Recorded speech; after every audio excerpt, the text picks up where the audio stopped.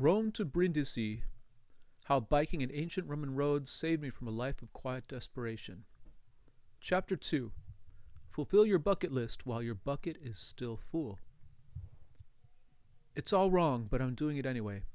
I'm on a plane zooming to Italy, and I should be happy and excited, but I want to curl up into a ball and cry. The only way I can really pull this off is by breaking some rules and running up a huge credit card debt. Totally selfish, irresponsible, self-indulgent. As I write this, I want to scream at you. This bike tour is the dumbest thing I ever did. Learn from my example. Do not try this at home. Worse still, do not try this somewhere far away from home on another continent where the language and cultural barriers mask all your personal flaws, disguising your deepest self-doubts underneath a glowing cascade of perfect Instagram photos. I want to scream this at you, but there's a stronger voice. One that says you're here in this world to drink life to the dregs and have a wealth of vivid experiences. That both you and the world you live in were made by something more profound than you can ever fathom, and that you should show your appreciation by greedily savoring every facet and feature of this unlikely gem that is your life. We'll get back to this, but first you should know a little bit about where we're going and the route we're on. As you leave the center of Rome, just southeast of the Colosseum, you can ride your bike on a long stretch of the original Via Appia that has been lovingly restored. If you come in the spring, you'll see tall, waving fields of grass with billions of bright flowers. Best of all, this place is the winning lottery ticket for ancient history nerds. You get to ride over cobblestones with ruts and channels carved by thousands of wagon wheels over the centuries. You'll see crumbling structures of ancient brick, chunks of marble, and sometimes a carving or inscription that gives a clue about the history here. Virtually all the monuments in the first few miles outside the city were the tombs of wealthy Romans. A burial along Via Appia was an essential status symbol. During the height of the Roman Empire, you could barely see the green fields all around you. Tombs crowded the sides of the road, rammed together like passengers in the subway of some ancient ghostly rush hour. But there are even more dead buried underground.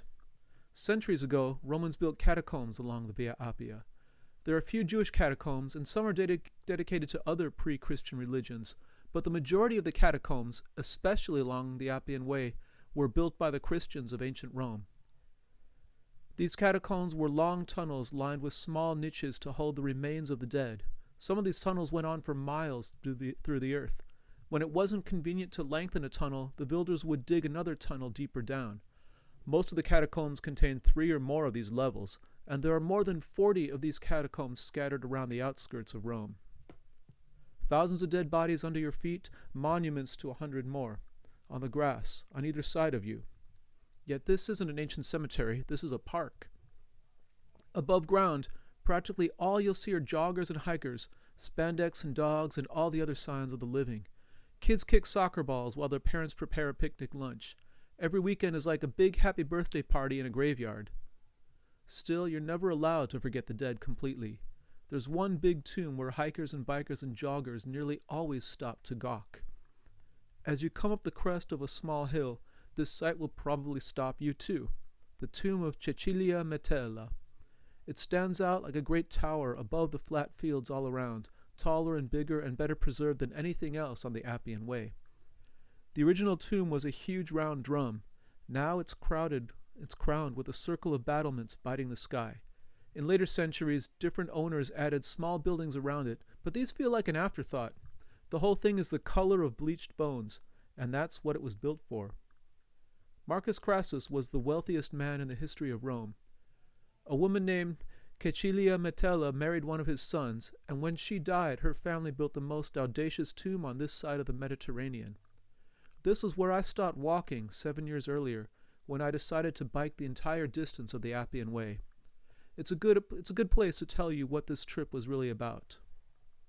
The truth is, I was running away. I was almost 40 years old when I made this trip.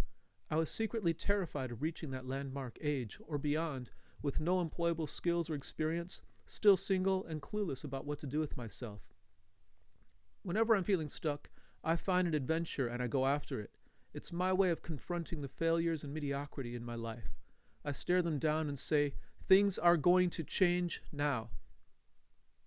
I told myself this journey was a way to throw down the gauntlet and go through a dark place in search of the light on the other side. But it was really just a self-indulgent escape, an escape from responsibilities and relationships, an escape from fear. What if I was not powerful beyond belief? What if I was just an overachieving dreamer drifting into middle age with nothing to show for it? If I became that person at 40, what would my life look like at 60? This is the kind of trip that might make sense if you found out you had a terminal illness, or if you lost someone you loved, someone who urged you to enjoy life and dare to live it to the fullest. I didn't have a tragedy like that to add drama to the story, but who says you need to wait for something terrible to happen before you do what you want? I say go out and fulfill your bucket list while your bucket is still full. Even if you have another 20, 40, or even 60 good years ahead of you, that's less than a single brick in the long ancient road of time. I didn't know if I was doing the right thing, but I was following an obsession that had haunted me for 7 years. Foolish or not, I was going to ride while I still had some time left.